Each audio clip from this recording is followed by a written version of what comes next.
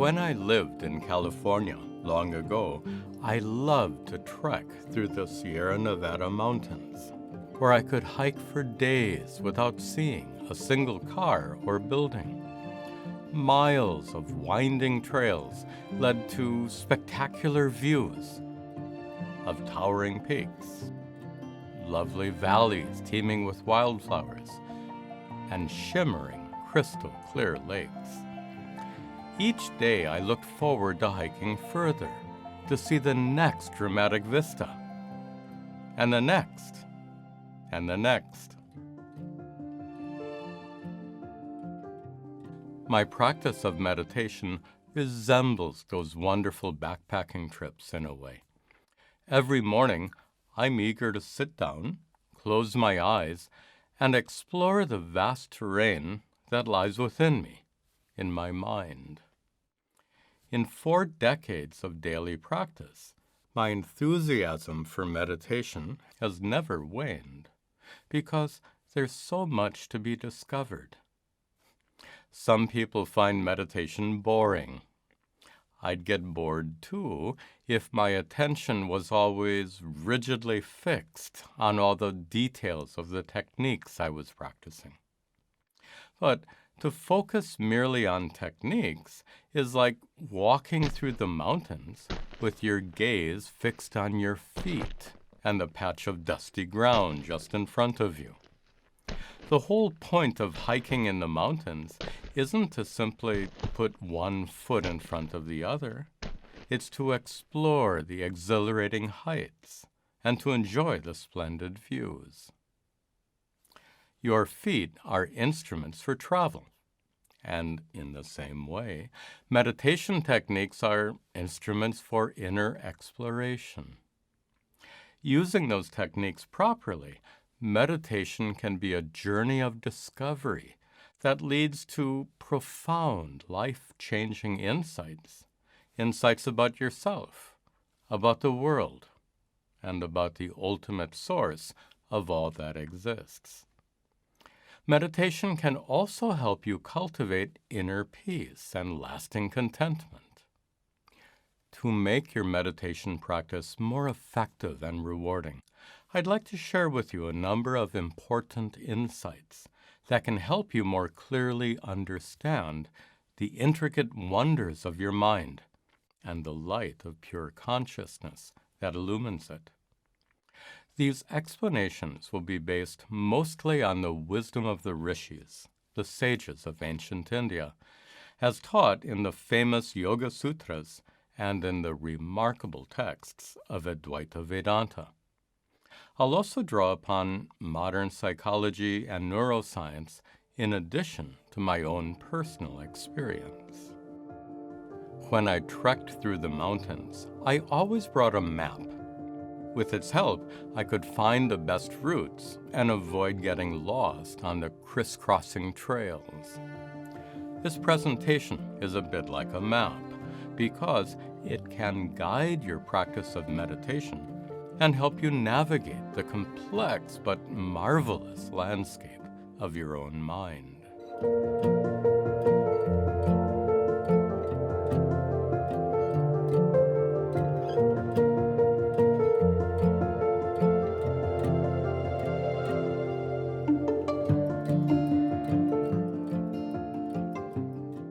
When you close your eyes to meditate, you metaphorically set foot on the landscape of your mind. Instead of seeing trees and mountain lakes, you're likely to observe stray sounds, occasional itches, and some discomfort in your legs and buttocks. Sensations like these are common features of your mental terrain.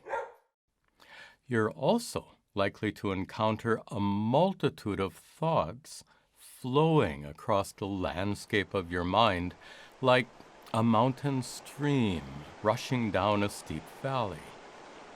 If you get swept up in that swirling stream of thoughts, meditation is impossible. Instead, you'll be immersed in thinking about problems at home, deadlines at work, health issues, financial issues, and so on. To attempt to cross a rushing river isn't a reasonable strategy. But suppose you could trace the river up to the top of the valley, where it's just a small trickle of water. To cross a little trickle is easy. In the same way, to effectively manage the surging flow of thoughts in your mind, it's helpful to trace them back to their source, to discover their origin. That's why it's so important to become intimately familiar with the landscape of your mind and all its intricate features. For example, have you ever noticed that most of your thoughts are in the form of words and sentences? When you see a little kitten, your thoughts will probably include 2 words, kitten and cute. When you're planning your day, a complete sentence might arise in your mind, like, "What should we have for dinner tonight?" And when an aggressive driver cuts you off, a single word might pop into your mind, maybe a word we can't use here. To think in words and sentences is called verbal thinking, and it's one of the most common features of your mental terrain. Not all kinds of thinking are verbal. An artist might think in shapes and colors. A mathematician might think in equations. And a musician might think in melodies and rhythms. But for most of us, it's verbal thinking that dominates our minds. And that's not surprising, because we are intensely verbal creatures. All day long, we talk, listen, read, watch TV, browse the internet, deal with emails, texts, and so on. Language occupies our minds so much that verbal thinking becomes habitual, deeply ingrained. So, it's no surprise that verbal thinking can stubbornly persist when you try to meditate. So, what can help stop that relentless flow of words? When I trekked in the mountains, my mind was completely engrossed in verbal thinking at the beginning of each trip. But after a day or 2 on the trail, something surprising happened. All that verbal thinking suddenly stopped. And when it stopped, my experience of nature seemed dramatically transformed. My senses seemed sharper somehow, and everything looked more vivid. I distinctly perceived the coarse texture of tree trunks, the individual song of each chirping bird, and the sun's warmth on my skin. I realized how verbal thinking had dulled my experience of nature, as if I had been peering out through a thick veil of words that covered me like a heavy blanket. When that veil of words suddenly lifted, I experienced nature more directly, without words and sentences coming in the way. What was it that made my verbal thinking stop so abruptly? A radical shift had taken place in my mind. A shift from thinking to observing. A shift from words and sentences to physical sensations. A shift from complicated language to simple awareness. This shift occurred when the stunning beauty of the mountains managed to draw my attention away from all the verbal chatter in my mind and towards the wonderful sights, sounds, and smells all around me. This particular experience isn't necessary for meditation, but it does point to a powerful technique that you can use to bring verbal thinking to a complete stop. The technique is to focus your attention on what you perceive with your senses, and to learn how to observe those sensations without using words. To shift from words to sensations, from thinking to observing, is the basis for an important practice known as mindfulness meditation.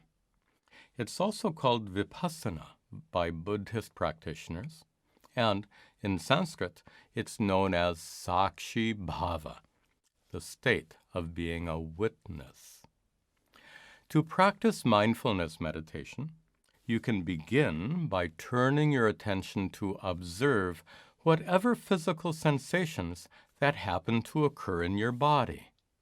For example, you can observe the firmness of the floor beneath your feet and the weight of your body pressing down on the cushion. You can observe the touch of clothing on your skin and a sense of pressure, warmth, or coolness anywhere in your body. You might also observe some discomfort in your joints or itchiness of your skin.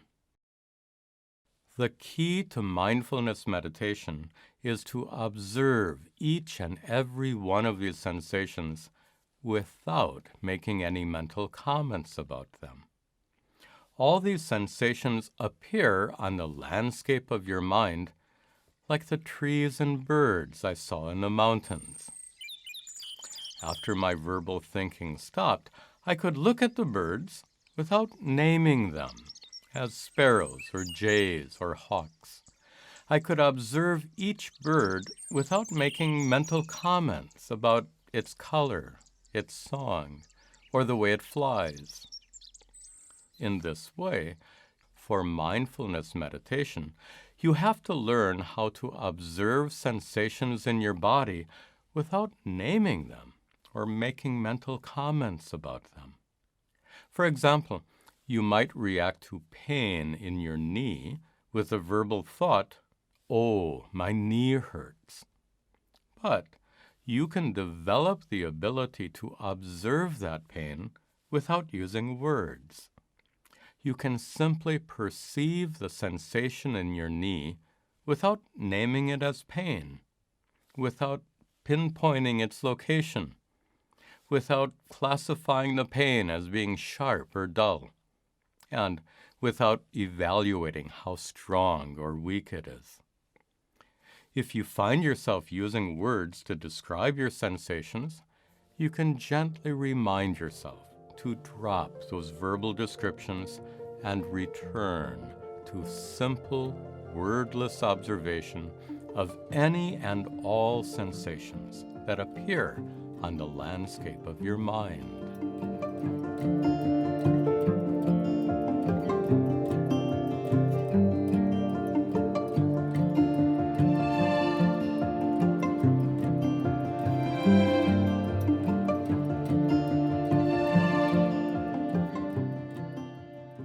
It's also important to learn how to observe sensations without making judgments about them. We often judge sensations to be desirable or undesirable, pleasant or unpleasant, like when you smell the fragrance of a flower or the stink of rotting garbage. But making mental judgments about what you perceive during meditation will immediately plunge you back into verbal thinking. Suppose you hear your neighbor's dog barking outside while you're trying to meditate. You might judge that noise to be an irritating distraction, and that judgment might lead you to reflect on how unfortunate it is to have an annoying dog living next door. Next, you'll start complaining about your equally annoying neighbor and his boisterous parties and his blaring stereo system, and so on. So much for meditation. The fact is, making a negative judgment about the barking actually empowers it to bother you even more. But What if you could hear the barking without making a judgment about it? Suppose you considered it to be just a fleeting sound, a mere passing sensation, like a little itch or the touch of your clothing. Then it wouldn't bother you at all. Sounds and other sensations can distract you only when you judge them to be undesirable. In the famous scripture, Bhagavad Gita, Sri Krishna gives a similar message to Arjuna, the mighty warrior, who faces a horrendous situation on the battlefield. There, Sri Krishna says, Dhananjaya, O Arjuna, samatvam yoga uchyate. Yoga is equanimity. Yoga is tolerance, forbearance, and acceptance of things that can't be changed, things beyond your control. Yoga staha. Establish yourself in this yoga of equanimity. Kuru karmani, and fulfill all your duties. Sangam tyaktva, without attachment to the results of your work, without thinking in terms of good and bad. Siddhya siddhyoho, whether your actions are successful or end in failure, samo bhutva, look upon their results with equanimity, without judging them to be desirable or undesirable. The message of this verse is important not only for meditation, but for life in general. Suppose you lost your cell phone. What can you do? Whining and grumbling about the loss won't bring your phone back, but it will ruin your day. Wouldn't it be better to accept your loss without fussing about it and get a new phone? In the same way, when you try to meditate and you're constantly distracted, what can you do? Complaining about distractions will only make them worse. Instead, you can learn to accept the inevitability of distractions. You can learn how to treat them as being small and insignificant. In this way, you can cultivate equanimity, which will help protect your mind from being dragged back into verbal thinking again and again.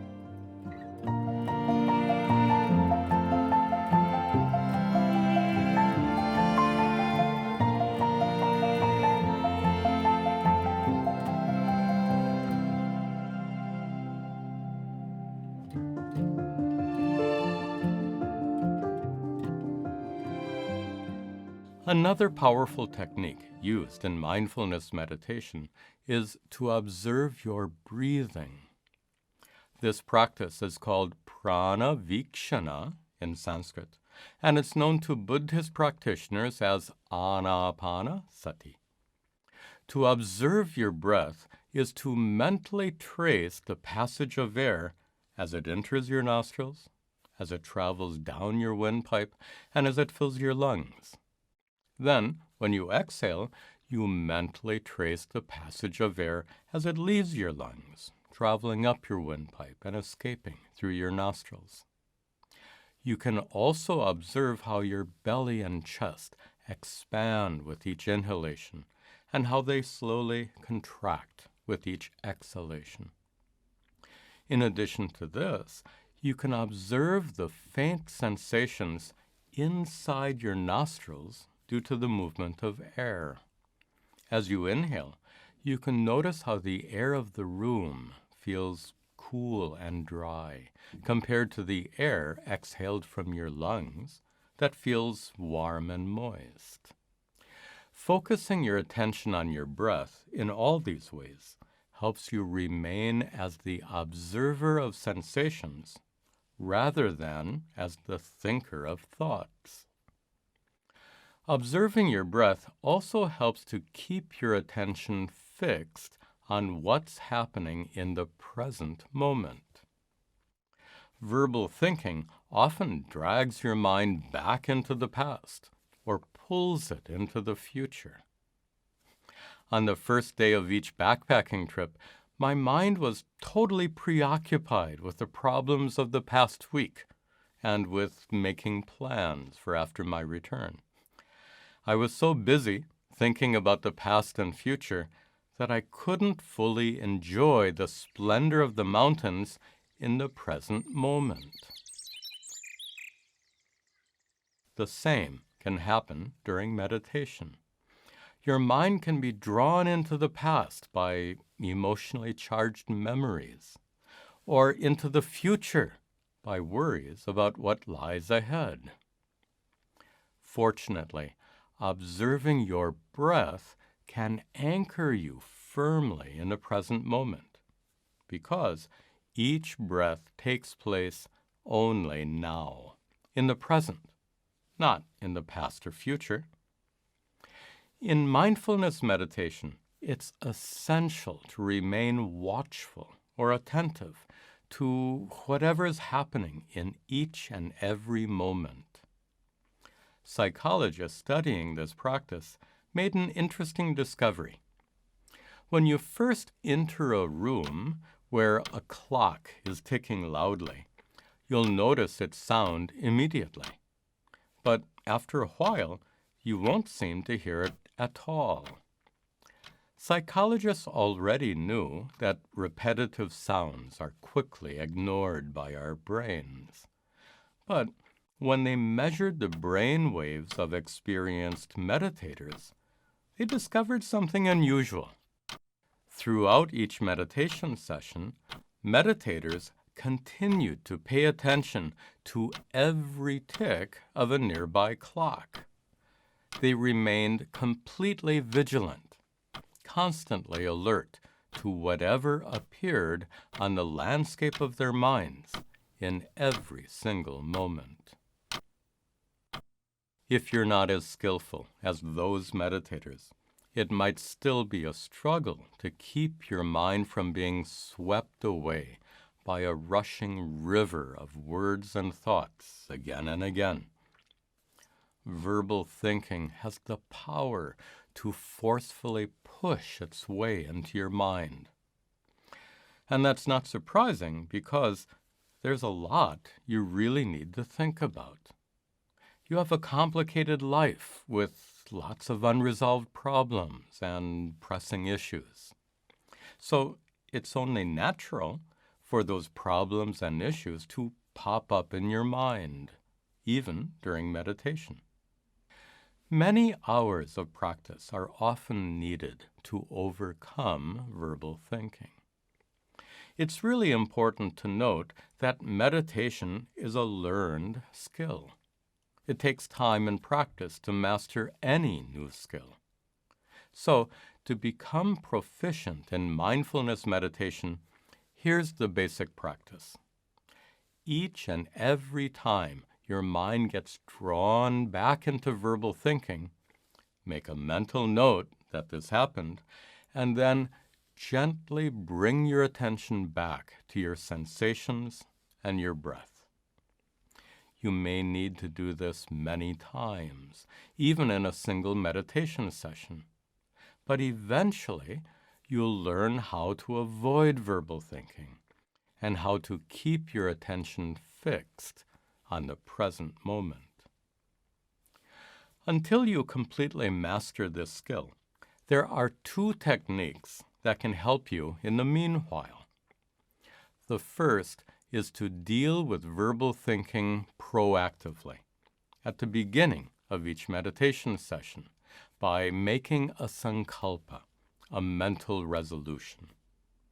Here's an example of a sankalpa. Okay, mind, I'm going to meditate now. I know you're really concerned about several problems I haven't addressed yet, but I'm only going to meditate for 20 minutes. For these few minutes, you can certainly afford to set aside your worries. As soon as I'm done meditating, I'll address those unresolved problems. With a sankalpa like this, You give your mind permission to set aside its concerns just for the duration of meditation. You might be pleasantly surprised at how well this works to minimize verbal thinking. But sometimes, no matter how hard you try, verbal thinking stubbornly persists. For those times, there's another technique you can use. Instead of observing your sensations and breath, you can observe your thoughts. Now, observing your thoughts is not the same as thinking your thoughts. To observe your thoughts, you have to separate or detach yourself from your mind's activities and watch your thoughts from a distance, so to speak. It's helpful to imagine your thoughts to be like clouds in the sky, drifting across the landscape of your mind. In this practice, it's important to avoid judging your thoughts to be undesirable or trying to push them away. You simply have to watch them without getting involved, passively, like a disinterested observer or an impartial witness. To do this, it's often helpful to use a clever technique known as labeling. Suppose you want to organize a cabinet of office supplies and make separate labels for each item: pens, pencils, notepads, etc. Just like you label items on a shelf, you can mentally label the thoughts in your mind. You can categorize your thoughts according to their content. For example, when a memory arises, you can identify it as a memory. When worries about the future or when various emotions arise, you can classify them likewise. Your categories can include planning, problem-solving, daydreaming, any categories you want. Suppose you want to make a label for some notepads. You don't need to recall where you bought the notepads or wonder if other colors are available. You simply have to write out the label. In the same way, when memories, worries, or emotions arise, you don't need to recall their associated events or wonder about them in any way. You simply have to label them. Also, your label for notepads will only say notepads. It won't specify the color or size or shape of those notepads. In the same way, when you label your thoughts, you need not make mental comments about them. You just categorize them. That's the key to the labeling technique. And that's the basic principle of mindfulness meditation: to observe whatever appears on the landscape of your mind without making mental comments about it.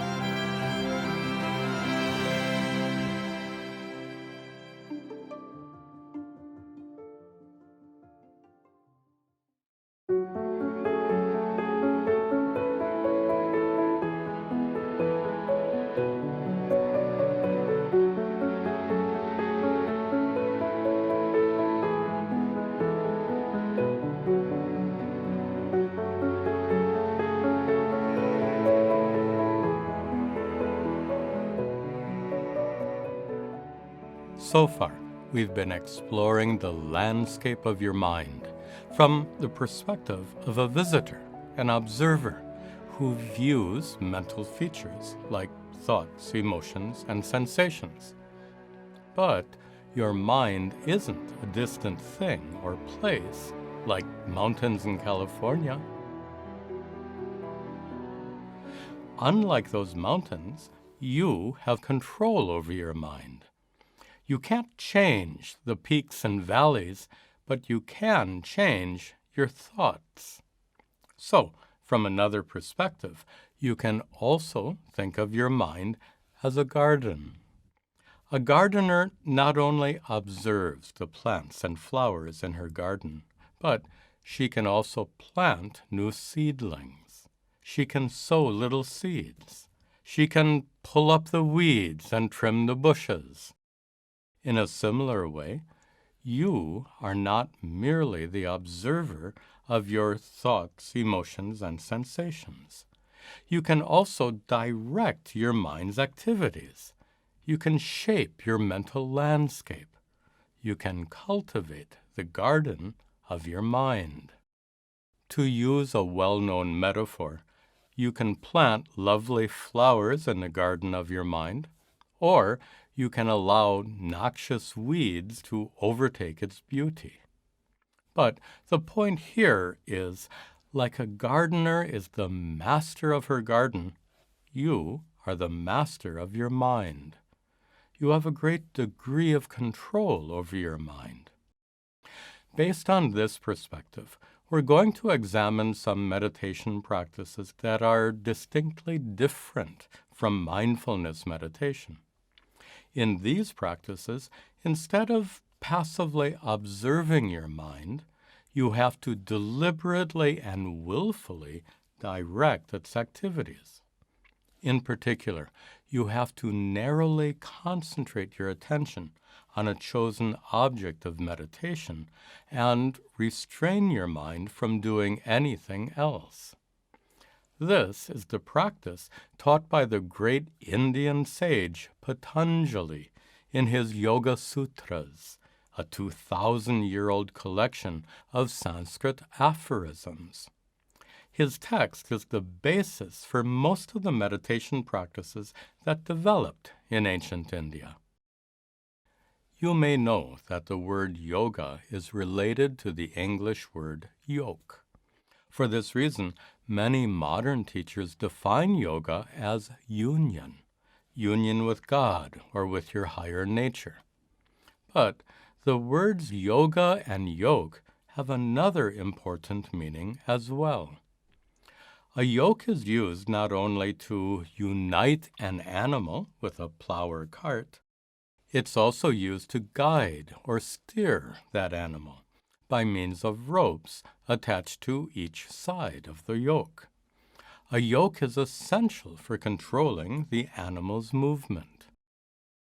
If you carefully study the Yoga Sutras and their commentaries, you'll find that the word yoga doesn't mean union there. It means control, specifically control of your mind. The Yoga Sutras teach you how to train or discipline your mind and how to concentrate your attention. The goal of this yogic practice is to reach samadhi, which is a state of profound absorption that we'll discuss later. In the Yoga Sutras, Patanjali defines meditation like this: dhyana, meditation, pratyaya ekatanata, is the continual flow of identical thoughts, tatra, there, directed towards the object of meditation. Before we discuss this flow of identical thoughts, let's first consider the object on which your attention is to be focused. That object is called alambana in Sanskrit, which literally means a support. There are many alambanas that can be used to support your practice. Like a gardener chooses suitable plants for her garden, you can choose a suitable object to meditate upon. You can meditate on a candle flame, or a special sound like Om, or a traditional mantra like Om Namah Shivaya. You can meditate on a deity placed on an altar, or on a sacred image visualized in your mind. In each case, your attention is to be narrowly focused on your chosen object of meditation, on the alambana.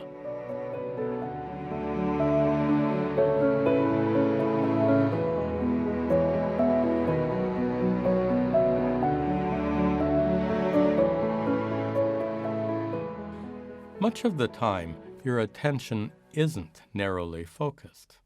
It's often wide open or broad, like this beam of light. A wide scope of attention allows you to be aware of many things simultaneously, which is important in situations like when you're driving a car. But in yogic meditation, you have to narrow the scope of your attention and restrict it to the alambana alone, like a tightly focused beam of light that illumines one and only one thing. If you develop and strengthen this ability to narrowly focus your attention, it can become extremely powerful. For example, the light shining on me right now has about 200 watts of power. Suppose this light was concentrated into a slender beam of incredibly intense light, like the beam of a laser.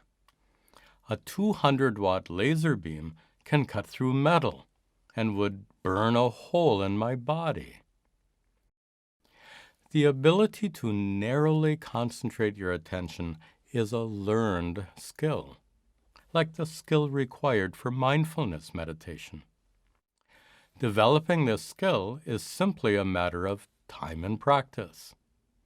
In Chapter 6 of the Bhagavad Gita, Sri Krishna teaches Arjuna how to meditate and says, Manas, your mind, which is chanchalam, constantly moving about, and asthiram, unsteady, erratic.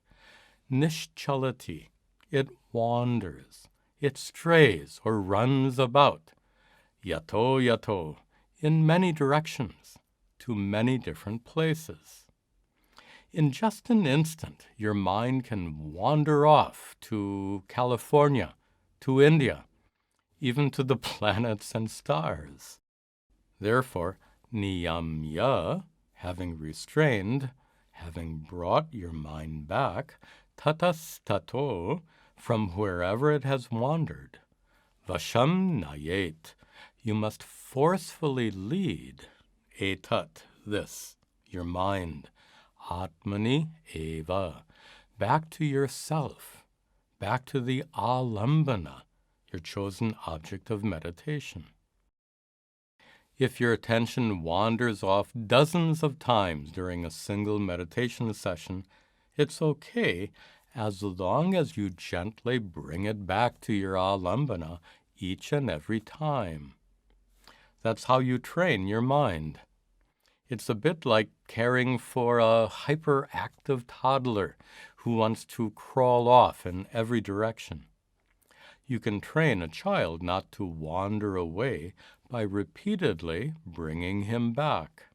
The same holds true for your mind. Note that the goal of yogic meditation isn't to simply make your mind silent, completely free of thoughts, emotions, and sensations. As we saw before, Patanjali defines meditation as a continual flow of thoughts, a flow of identical thoughts, thoughts directed towards your alambana. What does that mean? Well, if you're meditating on the sound Om, each Om thought is followed by another. If you're meditating on a mantra, each mental repetition of the mantra is followed by another. And if you're meditating on a sacred image, each mental impression of the image is followed by another. That means focusing your attention on the alambana actually engages your mind in constant activity, not in silence. But this activity is utterly unlike those that usually occupy your mind.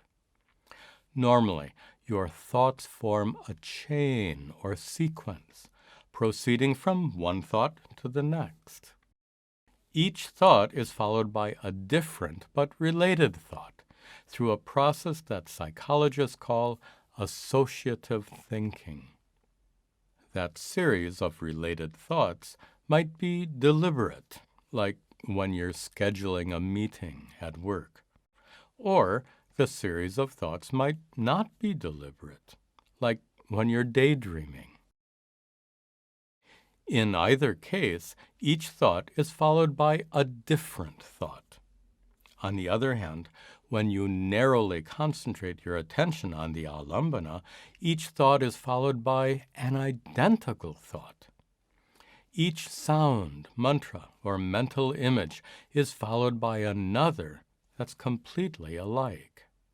In this way, yogic meditation results in a flow of identical thoughts directed towards the alambana. This unique state of mind is called one-pointedness. In this state, even though your mind is constantly active, you paradoxically experience deep stillness. Stillness in spite of your thoughts. The flow of identical thoughts in yogic meditation is traditionally compared to the flow of thick, viscous oil.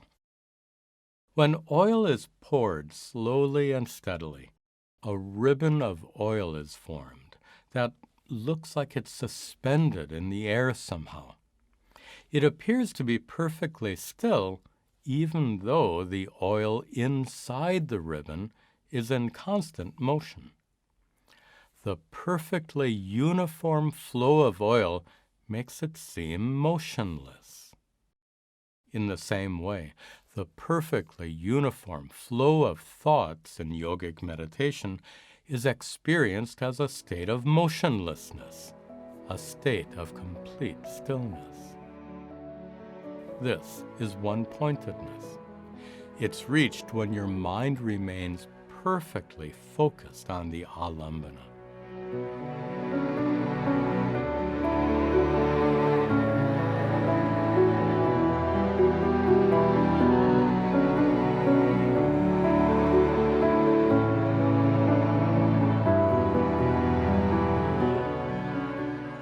There's another important meditative state that's based on a psychological phenomenon that can loosely be called entrainment. When you hear a catchy song, part of the melody sometimes gets stuck in your mind, and you hear it again and again, like a loop on an old tape recorder. That's an example of entrainment. Patanjali described meditative entrainment like this. Prashanta vahita, the continual, undisturbed flow, tasya, of the flow of thoughts directed towards the alambana, samskarat, is attained due to the formation of a samskara, a deep mental impression. Samskara literally means a groove, an indentation or channel.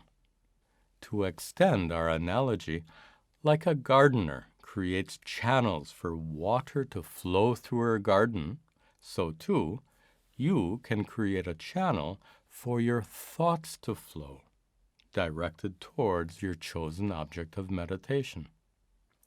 Samskaras are formed by long, intense practice. Musicians play difficult passages again and again to achieve perfection.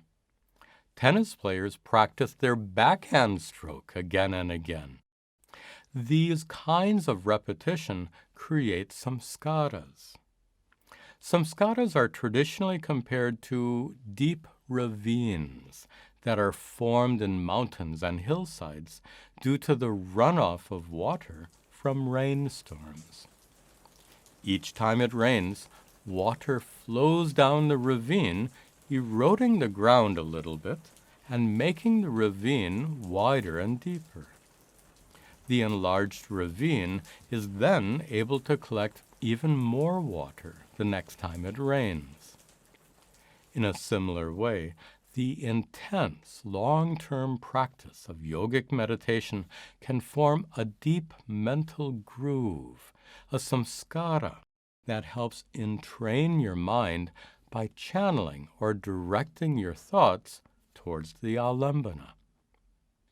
Entrainment is easily gained through the practice of mantra japa, the mental repetition of mantras. Mantra japa is the most widely used form of yogic meditation because it's easy to learn, and yet it's an extremely powerful technique.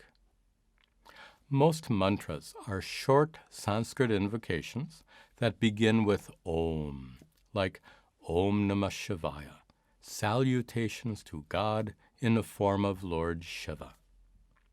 If you mentally recite a mantra while concentrating your attention on its sound and on its meaning, you can eventually create a deep samskara that firmly entrains your mind on the mantra.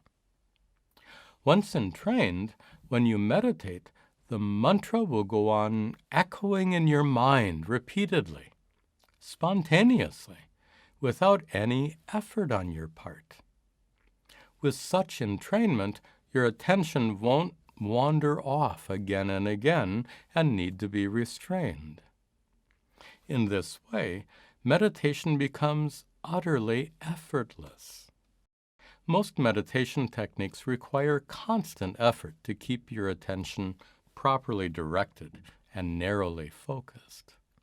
Such effort is necessary, of course, but it has the unfortunate consequence of keeping you from reaching deeper states of meditation.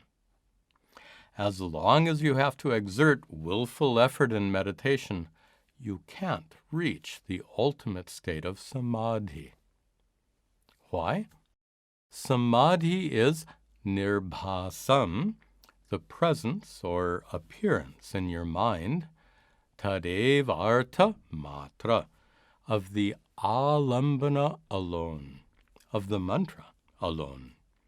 Shunyam iva, in the perceived absence, sarupa, of you, of your ego.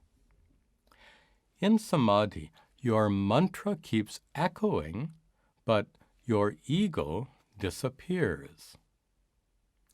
Let's understand this clearly.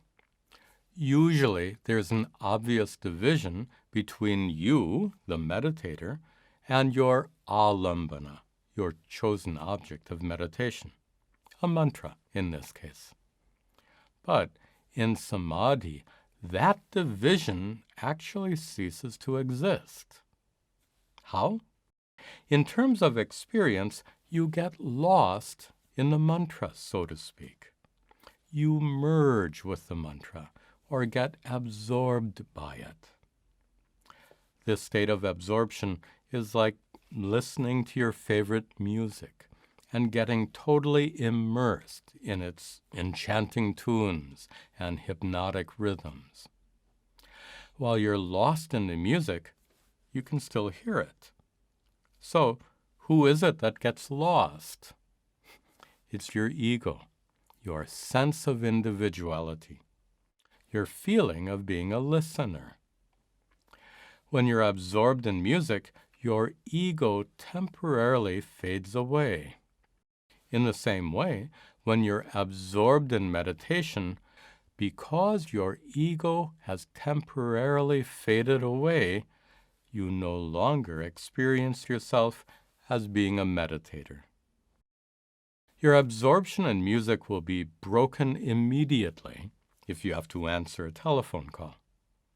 So too, your absorption in samadhi will be broken immediately if your attention wanders and you have to bring it back.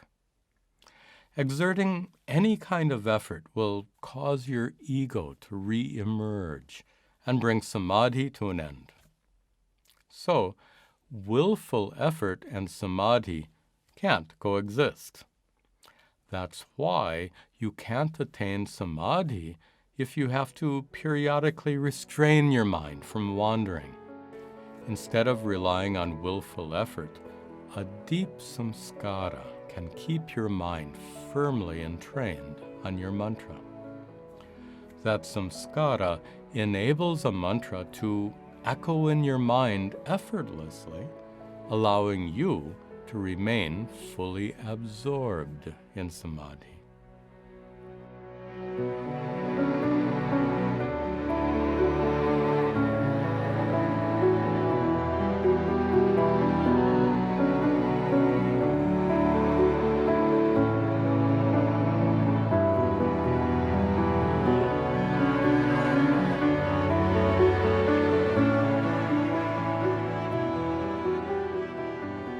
An important technique that depends on a deep samskara and complete entrainment is the extremely slow repetition of a mantra. Not surprisingly, slower repetition of a mantra can lead to deeper states of meditation. But slower repetition also makes your mind more susceptible to distractions and wandering. For this reason, you first have to fully entrain your mind by repeating your mantra at a normal rate. Then you can gradually slow down to deepen your meditation. If your mind starts to wander, you can speed up your repetitions until your mind gets fully entrained once again. Finally, there's one more technique that also depends on a deep samskara and complete entrainment. It's an advanced practice that opens the door, so to speak, to an entirely new realm of exploration. The practice is to gradually increase the space between mantras like this. Om Namah Shivaya, Om Namah Shivaya, Om Namah Shivaya. Om Namah Shivaya, Om Namah Shivaya, Om Namah Shivaya, Om Namah Shivaya. If your samskara is sufficiently deep, you can actually stop between two mantras and remain in a state of perfect silence for many seconds or even many minutes. As we discussed before, mere silence isn't the goal of yogic meditation. Yet, that silence can give you an opportunity to make a truly extraordinary discovery, not by exploring your mind, but by exploring the nature of the consciousness that reveals or illumines the activities of your mind, as we'll discuss next.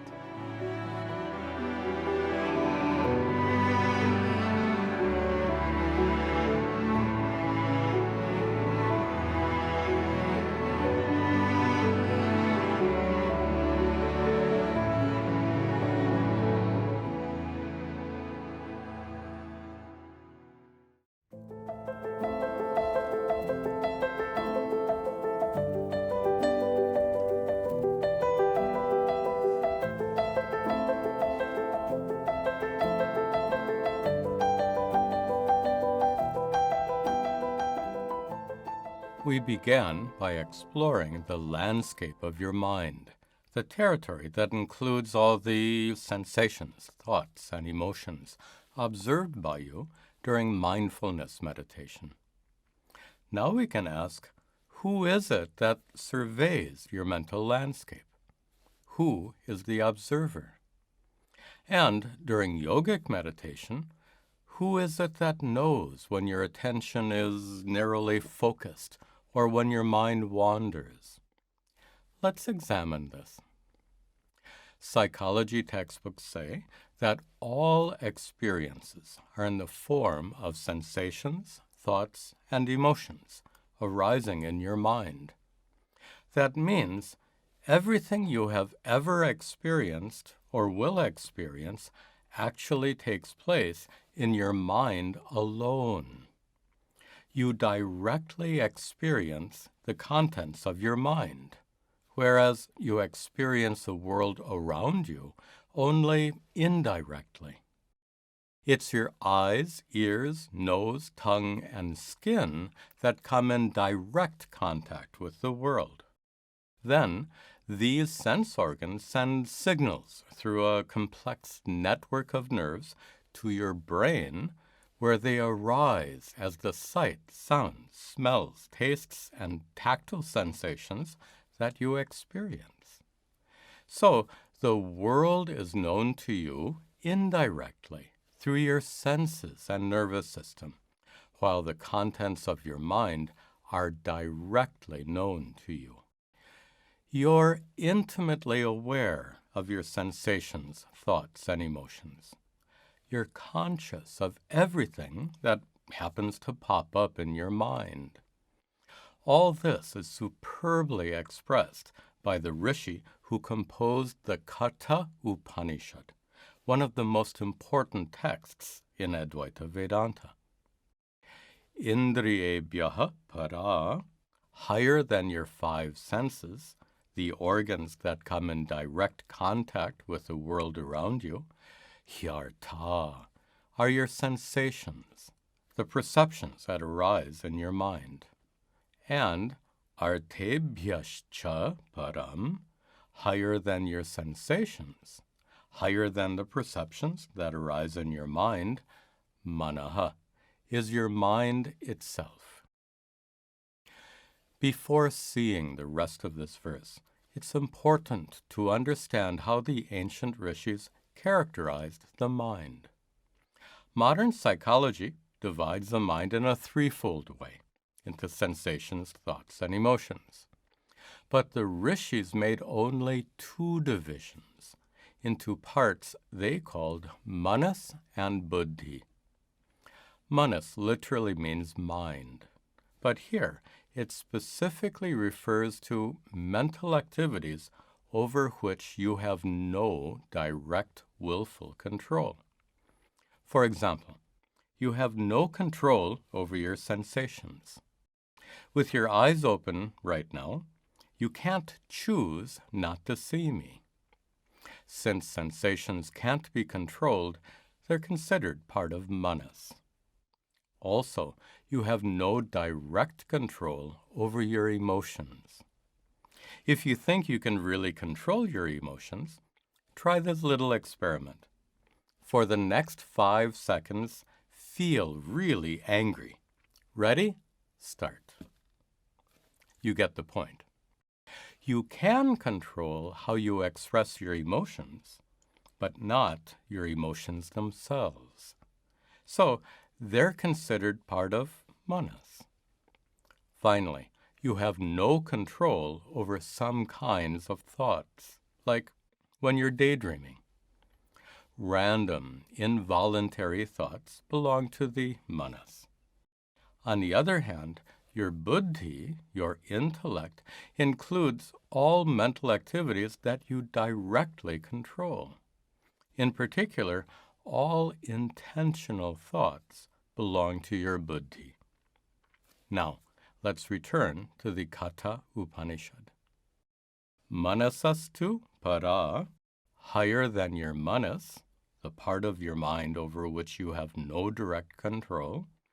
Buddhir is your buddhi, the intellect, the part you can control.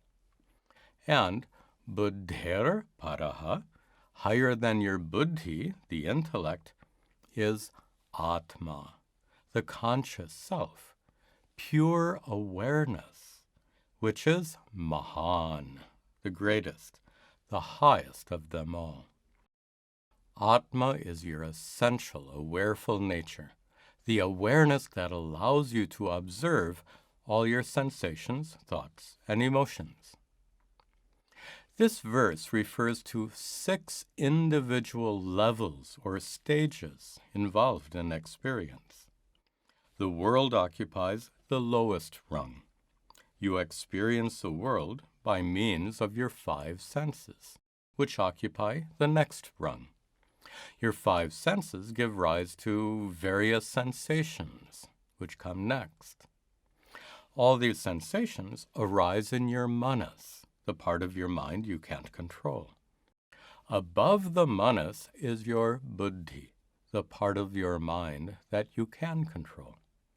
Finally, at the highest level is your consciousness, your essential, awareful nature. A metaphor often used in Vedanta says that the contents of your mind are illumined by consciousness like the contents of a room are illumined by a lamp.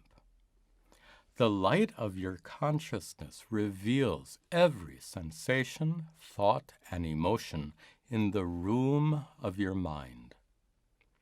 In the absence of consciousness, your mind would be like a pitch-black cavern, and you wouldn't experience anything at all. Now you might ask, what happens when we lose consciousness, like in dreamless sleep, or coma, or under anesthesia? Well, according to the rishis, you never really lose consciousness. The rishis define consciousness differently than medical professionals. For a doctor, consciousness is a person's ability to respond to external stimuli.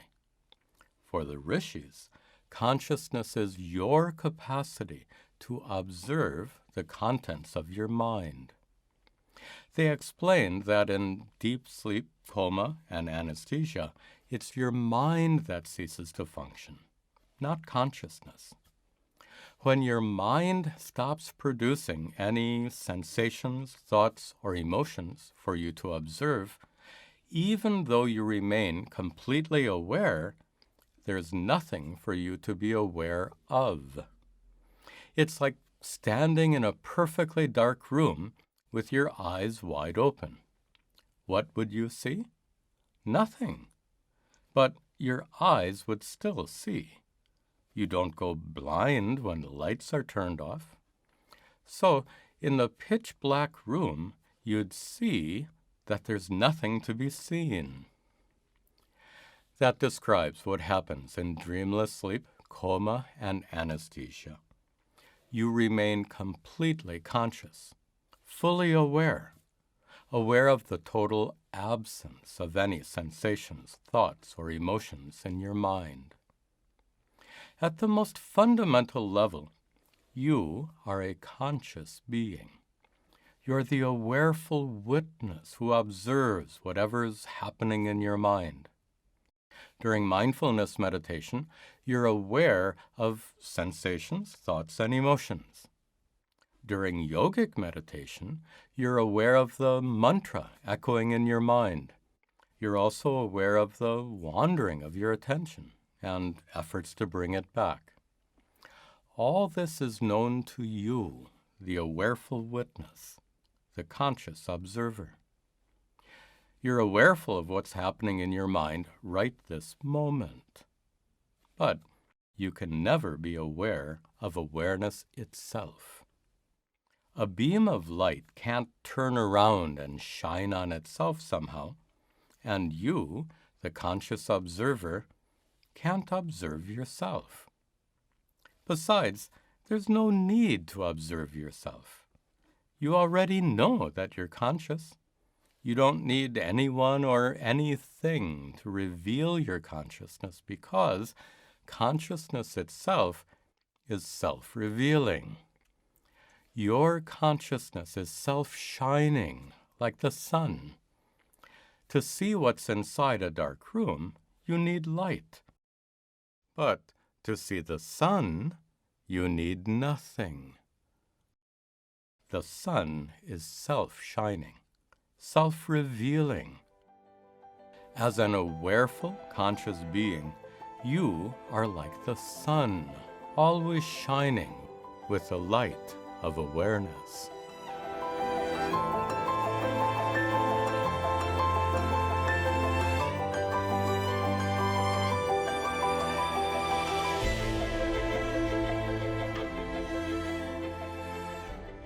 So far, we haven't discussed different levels of consciousness or higher states of consciousness.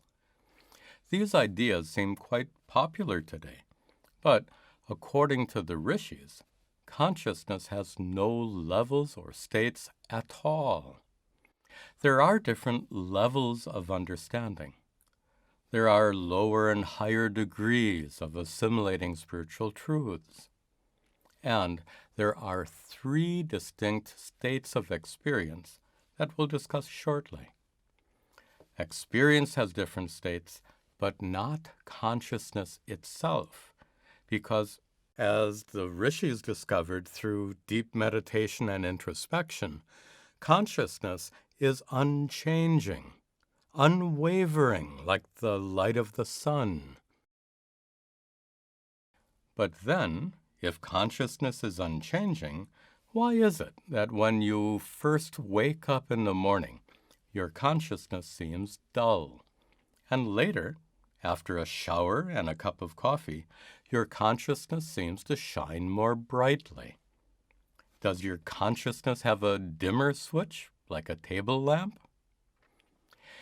If you feel dull when you first wake up and feel brighter a bit later, that means the feeling of being dull or bright is observed by you. You're aware of the dullness or brightness because those feelings are conditions of your mind, not conditions of consciousness. It's your mind that starts out dull and grows brighter, while the consciousness that illumines your mind is unchanging. Clouds in the sky can make a day seem bright or dull. But the sun doesn't shine more brightly on some days and less brightly on others. In the same way, your consciousness doesn't shine more brightly or less brightly. Its light is perfectly steady. Like the sun reveals the constantly changing clouds in the sky, your consciousness reveals the constantly changing conditions of your mind. To understand this better, suppose you're driving at 60 miles an hour and another car is traveling in the next lane at exactly the same speed. If you look at the driver, you might see her drinking a cup of coffee on her way to work. But you won't see her drinking coffee at 60 miles an hour. She'll look perfectly stationary to you because you're both traveling at the same speed. To see her drink coffee at 60 miles an hour, you have to be a stationary observer, standing on the side of the road. In the same way, to observe the changing conditions of your mind, you have to be an unchanging conscious observer. Your consciousness is like the sun, always shining steadily. There's no day or night for the sun, but there is for the earth that it illumines. So too, there's no waking or sleep for consciousness, but there is for your mind. Every day you undergo three states of experience: waking state, dream state, and dreamless sleep. Everything you experience happens in one of these three states. Anesthesia and coma are included in dreamless sleep. Daydreams and so-called out-of-body experiences are included in the dream state. Various states of meditation, including samadhi, occur in the waking state, assuming, of course, that you don't fall asleep while you're meditating. Ultimately, whatever happens in your mind during the states of waking, dream, and dreamless sleep is observed by you, the awareful witness, the unchanging conscious observer.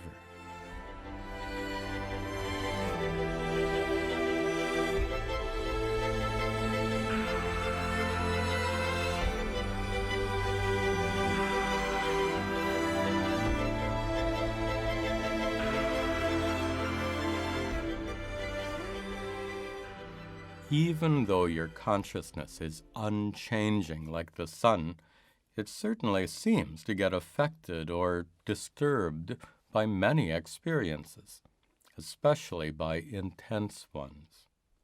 For example, when a loved one dies and you feel overwhelming sadness, the sadness in your mind certainly seems to affect your consciousness. sadness seems to rub off on your consciousness somehow, which is impossible if consciousness is truly unchanging. When you say, "I am sad," the truth of the matter is you are the conscious observer of sadness that's present in your mind, and that consciousness itself isn't affected by sadness.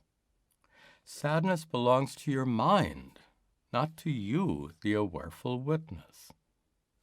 To understand how this confusion takes place, it's important to acknowledge the fact that experiences can sometimes deceive us and lead us to wrong conclusions. For instance, in the evening, you say, "The sun is going down," as the sun slowly descends towards the horizon. But in fact, the sun is stationary relative to the earth. It's the earth that moves.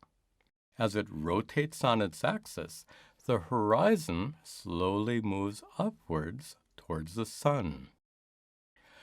Watching the sunset can lead to a wrong conclusion, the conclusion that the sun actually travels through the sky.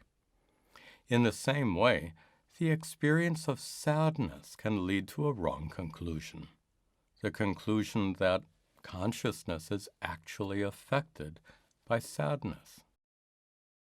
When the sun shines on a pile of stinking trash, does the sun get tainted in any way? And when it shines on a sacred temple, does it become more holy somehow? Obviously, the sun remains utterly unaffected by everything it illumines.